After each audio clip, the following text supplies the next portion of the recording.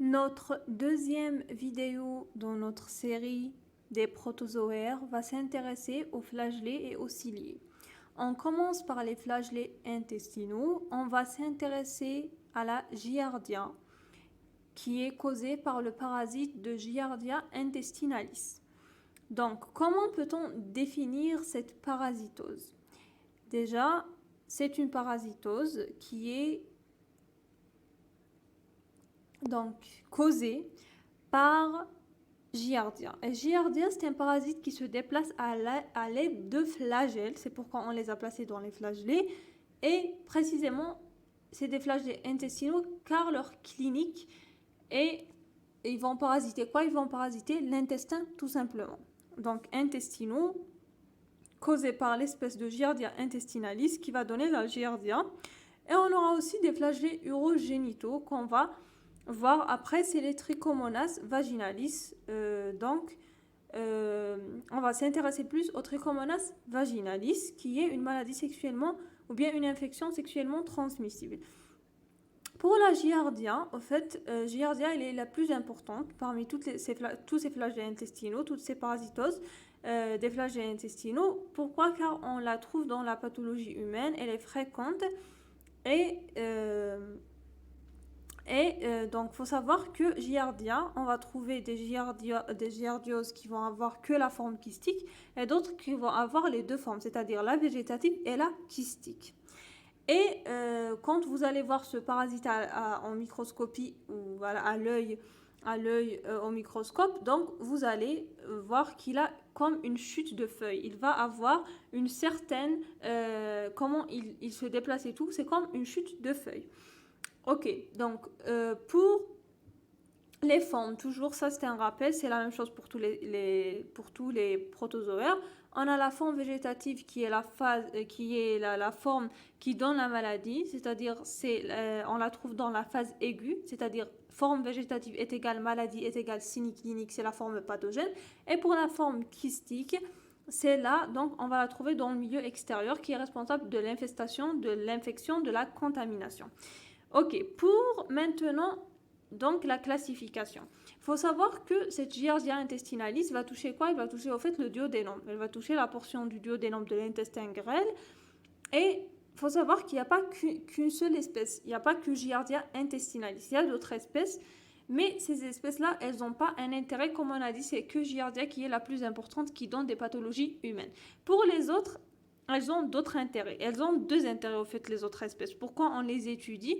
Elles ont deux intérêts. Elles ont un intérêt épidémiologique. C'est-à-dire quoi? C'est-à-dire que leur présence, elle va nous renseigner qu'il y a un foyer infectieux de mauvaise hygiène. C'est-à-dire ces espèces-là, elles ne sont pas importantes, pas comme Giardia en tous les cas, car elles ne vont pas donner des symptômes. Elles sont asymptomatiques, mais elles vont nous renseigner sur la mauvaise hygiène, qu'il y a un foyer, et elles peuvent contaminer d'autres qui sont par exemple immunodéprimés où les symptômes vont être gravicides. Et de deux, pourquoi on les étudie? Pour justifier notre traitement. Si par exemple on va trouver que c'est le seul agent pathogène, ou bien on va dire c'est le seul agent qui va pathogène chez un immunodéprimé, qui va justifier notre traitement qu'on va donner pour un immunodéprimé. Voilà, c'est pour ces deux causes-là qu'on dit ce mot, qu'il y a d'autres espèces et qu'il n'y a pas qu'une seule espèce qui est Giardia intestinalis. Très bien. Pour Giardia intestinalis, on a dit c'est le protozoaire le plus répandu dans le monde, c'est pourquoi on le fait.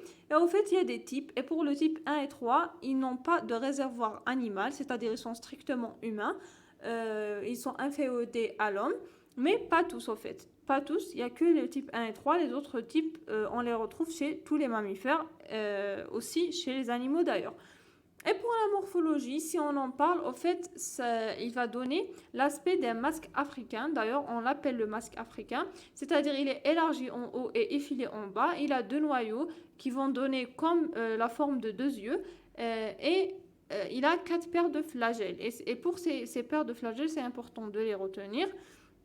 Il a 4 paires puisqu'on est dans les flagellés, et on a dit que bien évidemment la forme végétative elle va être plus grande que la forme kystique, c'est-à-dire la forme kystique elle va être la moitié, elle va avoir la moitié donc du volume, de l'épaisseur, de la largeur de la forme végétative.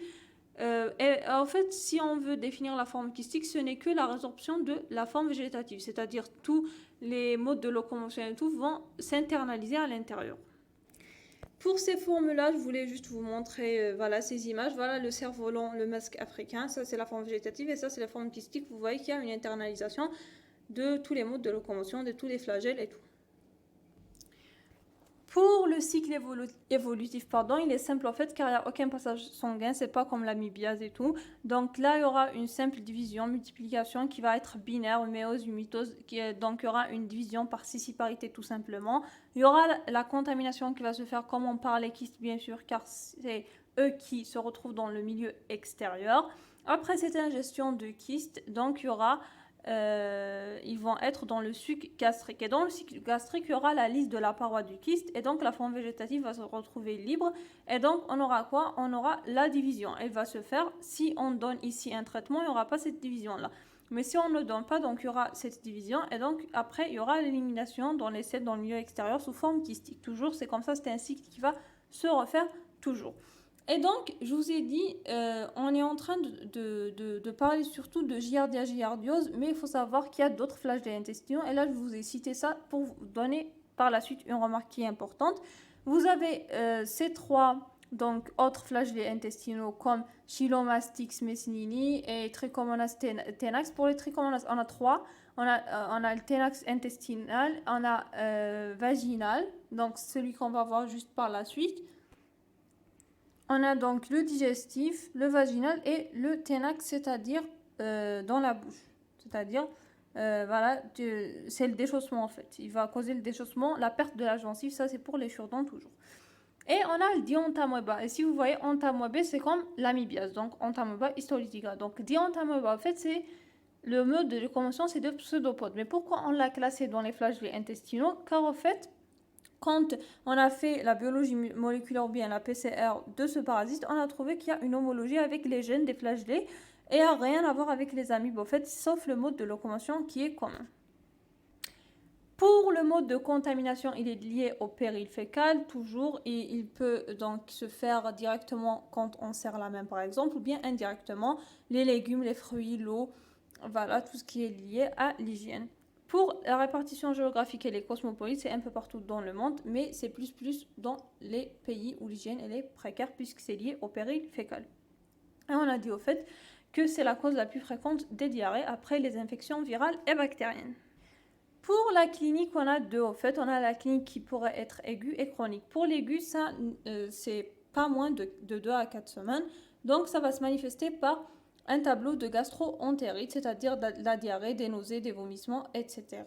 Donc, ce n'est pas pathognomonique de la giardiose. Donc, on aura un tableau gastro-entérique qui est causé par des centaines de pathologies. Donc, ici, on aura des selles qui ne vont pas être liquides, au fait, isolées. Quand on dit diarrhée, il ne faut pas toujours penser à ça. Donc, dans ce cas, on aura des selles qui sont aqueuses, oui, mais pâteuses. Il y aura de la graisse, elles sont graisseuses, il y a de la stéatose, de la graisse. Donc, pourquoi? Car cette giardiose, au fait, elle va tapisser la muqueuse intestinale. Et donc, puisqu'elles vont la tapisser, les formes végétatives vont la tapisser. Donc, elles vont empêcher l'absorption des triglycérides. Donc, on aura ces selles qui sont pâteuses. Pour la chronique, au fait, c'est un impasse de diagnostic. C'est-à-dire, ça passe, mais donc pour la chronique, ça va passer de l'aigu. Donc là, on ne va pas la reconnaître. C'est plus la giardiose qui va nous donner un tableau de gastro-entérite. En fait, c'est une fois elle va être installée, cette giardiose, elle va se camoufler comme ça et elle va avoir des mécanismes d'échappement. Et parmi ces mécanismes d'échappement, on aura l'émission de kyste qui n'est pas donc chaque jour, elle n'est pas donc quotidienne. Par exemple, elle va émettre un kyste J1, puis J5, puis J7, puis J8. Donc c'est pas J1, J2, J3, c'est pas de suite. Donc elle va les émettre pas chaque jour en fait. Donc voilà, donc il y aura toujours un tapissement de la muqueuse. Donc là, en fait, pour l'examen néphrologique, coprologique surtout, on va faire un examen séparé, c'est-à-dire pas de suite, pas des jours qui se suivent. Ils doivent être séparés. Donc pourquoi quand on appelle, il y a des phases muettes qui peuvent nous donner un examen faussement négatif. Voilà, car il n'y a pas émission de kyste dans les selles de manière continue. Donc voilà, en chronique, on a donc qu'un tableau chronique de dysentérie. Voilà, on a donc un tableau chronique de gastro-entérite, mais qui n'est pas vraiment bruyant comme celui de l'aigu. Donc, voilà, il n'y a pas qu'une seule étiologie qui le donne. Voilà, et donc, bien sûr, il y a des signes qui peuvent nous faire la différence entre giardiose et amibiase. Là, il y a l'absence de sang, il y a l'absence de mucus, l'absence de pus, donc ça ne se ressemble pas vraiment. Pour le diagnostic, c'est toujours l'examen parasitologique des selles. La coprologie, ça veut dire quoi? La coprologie, c'est-à-dire c'est l'examen parasitologique des selles. Voilà, c'est des synonymes, c'est l'examen clé pour le diagnostic de la giardiose. Et au fait, qu'est-ce que vous allez faire? Vous allez voilà, prendre les selles, les amener au labo rapidement en moins de 30 minutes. Pourquoi? Car on a des formes kystiques ou végétatives. La kystique, plus ou moins, elle va survivre, mais la végétative, en aigu, elle ne va pas survivre. Donc, voilà, il faut les amener rapidement. Puis, on a aussi les phases corpologiquement muettes qui vont fausser, qui vont limiter le PS, qui vont limiter l'examen parasitologique des selles. Quand on dit les limites d'un examen, c'est-à-dire elle va nous donner des examens faussement négatifs. Donc, elle n'arrive pas à détecter que le parasite est présent. Il n'y a aucun problème dans la manière, dans la technique et tout, mais elle nous donne comment dirais-je, des résultats faussement négatifs, or qu'il est là. Elle n'arrive pas à détecter qu'il est là. C'est ça les limites d'un examen. Donc, il y a des limites pour le PS.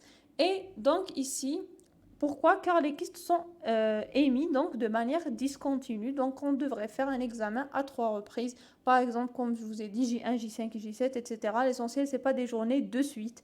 Sinon, ça va être négatif. Et si c'est négatif toujours, on va pousser vers la biopsie. Ben, maintenant, il faut savoir que la biopsie, elle n'est pas indiquée tout le temps. Hein. Ce n'est pas pour une parasitose qu'on va faire une biopsie. Donc, il faut avoir un faisceau d'arguments. On peut faire un essai thérapeutique aussi. C'est quoi un essai thérapeutique? C'est-à-dire, on va donner le métronidazole, flagyl, le traitement de la giardiose, sans vraiment avoir la certitude que c'est la giardiose pour voir après est-ce que ça répond ou pas. Est-ce que c'est vraiment la giardiose? Ça va répondre ou non. D'ailleurs, le traitement, c'est le métronidazole, le flagyl. C'est le nom commercialisé pour le flagyl. Et voilà, pour la prophylaxie, c'est l'hygiène et le fait de traiter les porteurs sains tout simplement. Et faut savoir donc que je voulais juste vous donner cette remarque. Pour les parasites, on n'indique pas toujours le métronidazole. On ne le donne pas toujours car il a vraiment des effets secondaires, l'hallucination, etc. Voilà, tout simplement.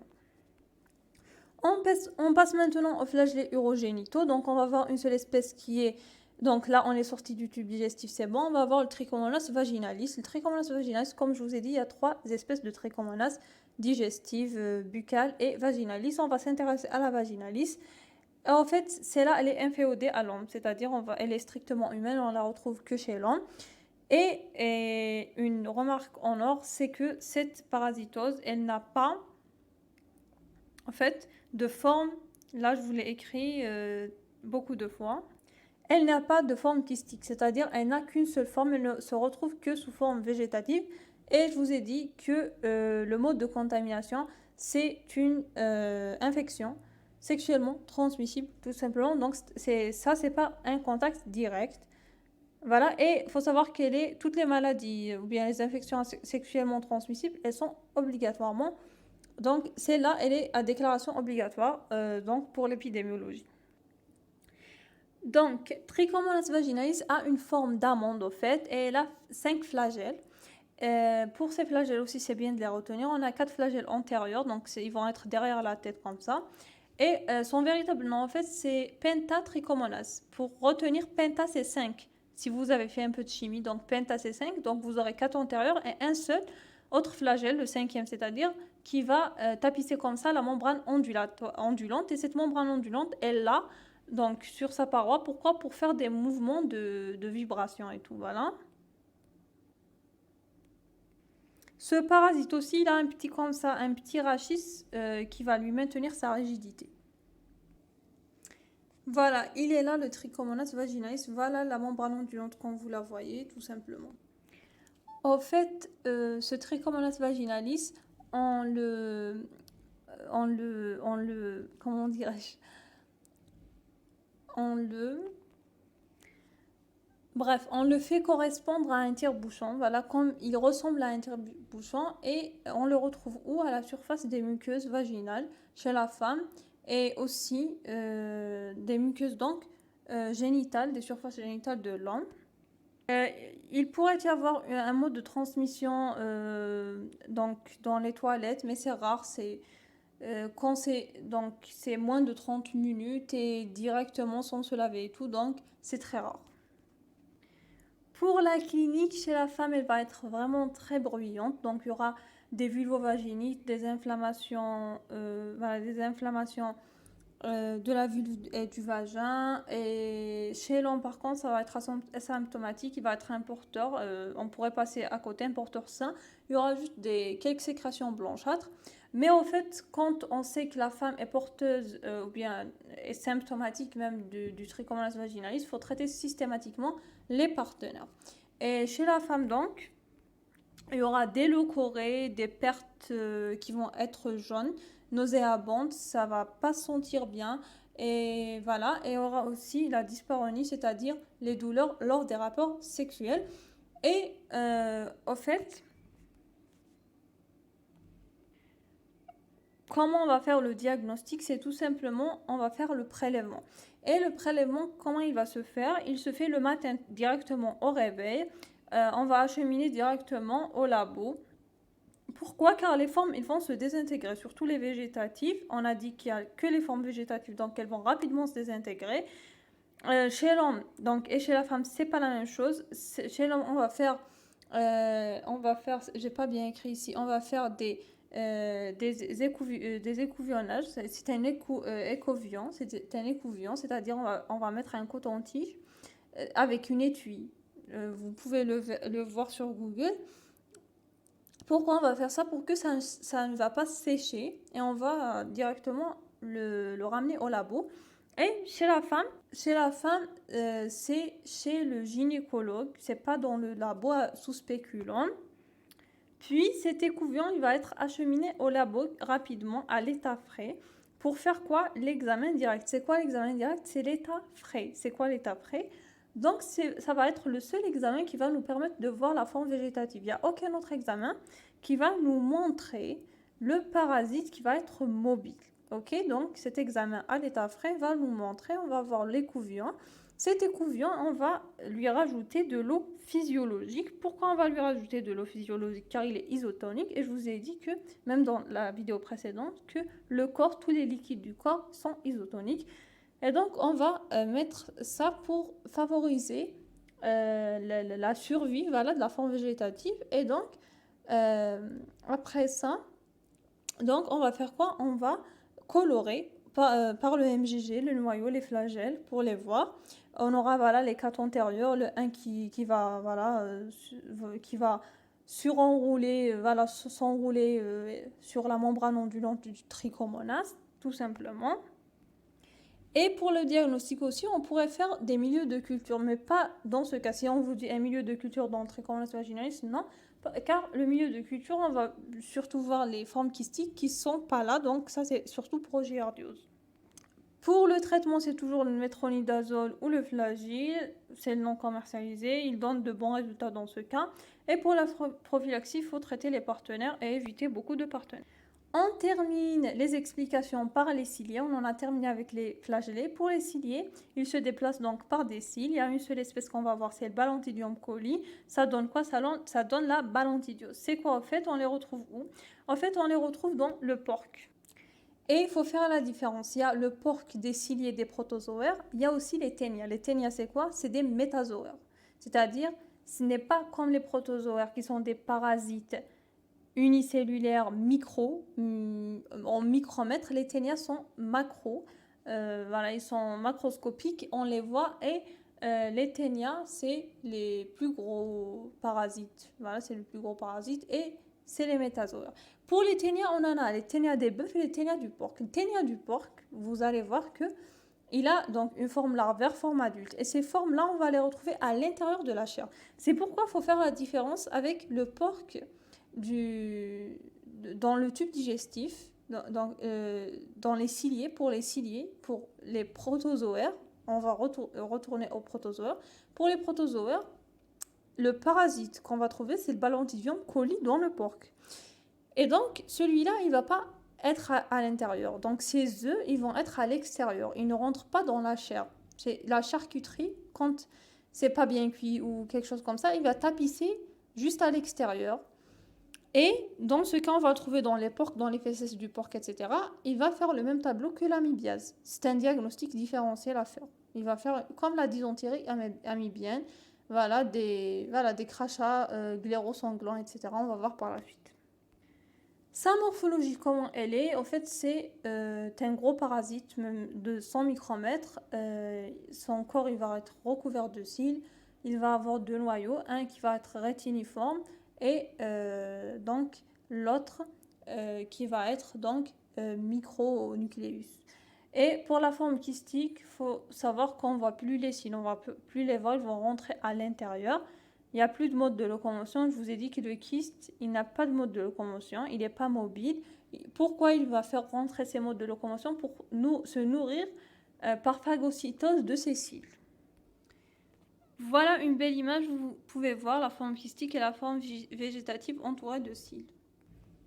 Pour le mode de locomotion, il est lié au péril fécal, à la charcuterie, aux gens qui sont en contact constant avec le porc, les saucisses, ceux qui vendent ça, ceux qui mangent ça, et aussi l'eau, les légumes, les fruits, etc. Car ça tapisse, donc ça pourrait se déplacer et tout. Donc c'est le péril fécal tout simplement. Et toujours, je dis et je redis, c'est pas à l'intérieur de la chair, mais à la surface de saucisse, à la surface de la chair du porc.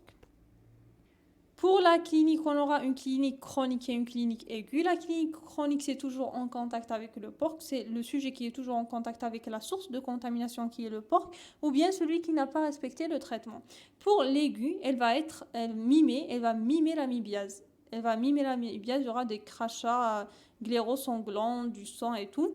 Mais dans ce cas-là, le diagnostic différentiel, c'est qu'il n'y a pas de forme extra-digestive comme dans l'amibiase hépatique, pleuropulmonaire. Non, ici, il n'y a que dans, dans le côlon, que dans l'intestin. Et dans ce cas aussi, il va être fécal. C'est-à-dire, on a dit dans l'amibiase, c'est des selles afécales. Dans ce cas, ils seront fécales tout simplement. Pour le diagnostic, c'est toujours l'examen parasitologique des selles.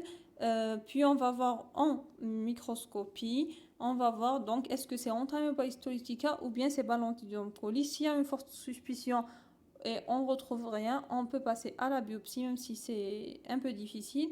On a la pâte, mais ici vous allez voir que si c'est Ballontidium coli, il n'y a pas de passage sanguin. Pour le traitement du Ballontidium, je vous ai dit que pratiquement toutes les parasitoses sont traitées par le flagelle métronidazole, mais pas tous. Donc le Ballontidium fait partie des parasitoses qui ne sont pas traitées par le métronidazole, tout simplement car on l'a donné, il n'a pas donné d'effet, il n'a pas donné de bons résultats. Donc on va donner dans ce cas un antibactérien, un antibiotique antibactérien, c'est le tétracycline paromomycine. Et pour la prophylaxie, c'est toujours lié à l'hygiène. Série de QCM. Premier QCM, le Trichomonas vaginalis est un coccidie. Non, c'est un flagellé. Est un flagellé sanguicole. Non, on n'en a pas parlé de sang. Existe sous forme kystique. Non, on a dit c'est le piège. Il existe sous une seule, unique forme qui est la végétative. Touche l'homme et la femme, oui, et il est cosmopolite. Oui, c'est une maladie ou bien infection sexuellement transmissible. Le Giardia intestinalis est une amibe. Ben non, c'est un flagellé. Il induit un syndrome de malabsorption. On a dit qu'il va induire une gastro-entérite. Il peut se viscéraliser. Non, on a dit qu'il n'y a pas de forme extra-intestinale. Vit dans le côlon. Plus précisément, ben non, c'est dans le duodénum. Et son cycle est hétéroxène. Il est monoxène.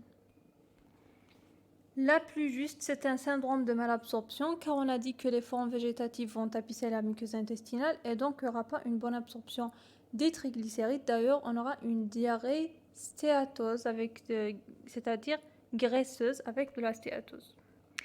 Troisième QCM, Trichomonas vaginalis. Le parasite existe sous forme kystique. Non, on a dit c'est le piège. Peut toucher en femme, oui. Peut se transmettre par voie sexuelle, oui. Il guérit spontanément, non. Il lui faut un traitement. Il est retrouvé dans les selles, non. Il n'est pas retrouvé dans les selles. On vous dit le diagnostic d'une trichomonose urogénitale, c'est-à-dire la vaginale. Il se fait par un prélèvement des selles examinées à l'état frais. Non, on a dit c'est pas un examen des selles dans ce cas. Prélèvement vaginal et urétral examiné à l'état frais, la B, elle est juste. L'examen se fait directement en microscope optique. Non. Et le traitement, c'est le métronidazole, oui. Giardia intestinalis. Là, je vous ai fait ce QCM car j'ai oublié de vous dire qu'il est appelé aussi Lambylia intestinalis. Donc là, elle est juste, c'est une nouvelle information. Vous pouvez l'ajouter dans votre tableau. C'est un protozoaire, oui. C'est un rhizopode, non. C'est-à-dire rhizopode, c'est-à-dire il se déplace à l'aide de faux pieds. Non, dans ce cas, c'est un flagellé. Eh bien, c'est un flagellé, oui, la D, elle est juste. Giardiose est dû à un flagellé intestinal. Oui, il est dû à Trichomonas intestinalis. Non, ce n'est pas le cas. Il est dû à Giardia intestinalis. Son diagnostic repose sur la parasitologie des selles, oui, et non pas sur la sérologie. La dernière, elle est fausse. Donc, c'est surtout l'examen parasitologique des selles. Les anticorps, pourquoi la sérologie, ce n'est pas le cas? Car dans ce cas-là, ce n'est pas comme l'amibiase. Dans ce cas, il n'y a pas d'anticorps car il n'y a pas de forme extra-intestinale. Même dans l'amibiase, on a dit que les formes extra-intestinales, c'est les seules où on va trouver qu'il y a des anticorps positifs car on a dit que l'immunité sera humorale dans ce cas. Un autre QCM, Trichomonas vaginalis, est transmis par voie orale, non. Il est transmis par voie sexuelle, c'est juste. C'est une infection sexuellement transmissible. Touche uniquement la femme, non. Elle touche l'homme et la femme, mais faut savoir que l'homme, sa symptomatologie, elle est inaperçue par rapport à la femme.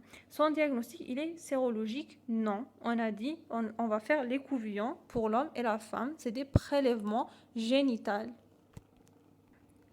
Giardia intestinalis est un protozoaire flagellé, oui. C'est un parasite non spécifique de l'homme, non. Il est spécifique de l'homme et il y a des types qui sont spécifiques. Un parasite qui provoque une hyperéosinophilie sanguine, non, ce n'est pas le cas. Un parasite plus fréquent chez l'enfant, oui, j'ai oublié aussi de mentionner qu'il est plus fréquent chez l'enfant. Vous pouvez l'ajouter. Il est sensible en benzimidazole, non, ce n'est pas le cas. Giardiose, infection intestinale par une amibe, c'est faux, c'est pas un flagellé. Oui, c'est Giardia intestinalis, mais c'est le flagellé, donc c'est faux. Son diagnostic, oui, le PS, examen parasitologique des selles, c'est juste.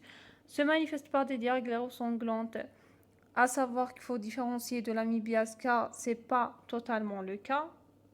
Et se manifeste par des douleurs épigastriques, nausées, ballonnements, oui. Il y a un tableau de gastro-dysentérie et la sérologie est sans intérêt. Dans ce cas, oui, la sérologie est sans intérêt. Pour les diarrhées glairo-sanglantes, ce n'est pas le cas. Dans ce cas, absence de sang, absence de mucus et absence de pus. Il y aura dans ce cas des diarrhées graisseuses, pâteuses. Le Balantidium coli, c'est un parasite opportuniste chez les immunodéprimés, non. C'est un parasite cosmopolite, oui. C'est un parasite strictement humain, oui. Il est responsable d'une colite chronique, oui. Et il existe seulement sous forme trophozoïde ou bien forme végétative, c'est faux. Il a aussi une forme kystique où les cils, on a dit, ils vont s'internaliser à l'intérieur du kyste. Et donc, il faut savoir que on a parlé du Trichomonas vaginalis qui a que la forme végétative. Les autres, ils ont une forme végétative et une forme kystique. Giardia intestinalis, c'est un parasite qui évolue au niveau du duodénum, oui. Il se multiplie par sciparité, oui. Il suffit 4 à 3 kystes pour développer une symptomatologie, non. Il faut plusieurs. Le traitement repose sur des imidazoles, non. Et il peut être responsable de retard de croissance, non. Et pour finir en beauté, un petit QCM très facile. Sur quel prélèvement est habituellement effectué le diagnostic du giardiose? Bien évidemment, examen parasitologique des selles, c'est-à-dire sur les selles. Et je vous remercie pour votre attention.